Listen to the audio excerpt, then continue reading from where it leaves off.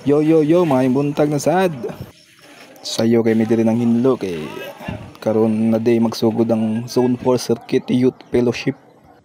This day is May 14. Nami diri sa Lower Cadalyan Alliance Church.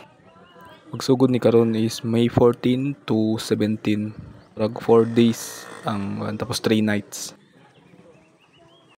And ang tema nila is Resilience 2025.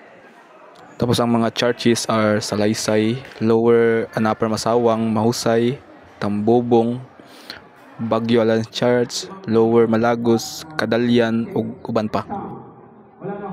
So naa na pud mi diri sa atubangan, mao ni among area di pasaka lang gamay. Front lang jud sa ilang venue kung asa ang basketballan, kilid sa simbahan. Hawa ilang parade na sila sa tubangan, dili naglinya klaro kayo. Daghan-daghan pud ang mga youth diri sa Zona 4, mga 1,000 ata to lang naihap na nagpa-register.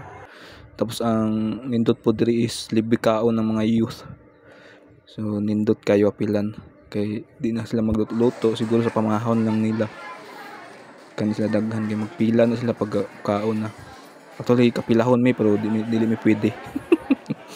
Daghan ni sila kay murag siguro sa registration is 70 per delegates. Siguro nga nung daghan ganun sila abot sila sa kalibo. So hugyaw kay sila kay daghan. So mo ni ang pinaka-busy na mo na papapano compared sa zone 3 o sa zone 1. Magdagan yung kay ang mamalit area sa among display.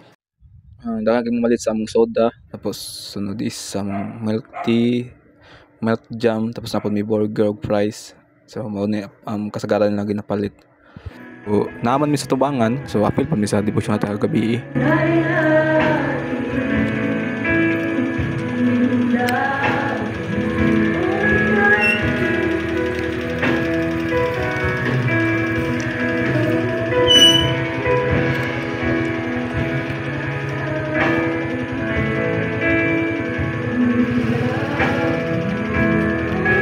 Same lang sa zone 3, napod yapon sila i-contest. Pariyaning extemporaneous speaking competition, event newscasting, ug vlogging contest. Napay original song composition. Nasa lectures about sa mental health awareness, relationships, and sport session lead by mga pastora, reverend og pastors. Syempre dili mawala nga Amazing Race sa last day, mao ni siyang ilang padula nila. So lingaw kayo mga youth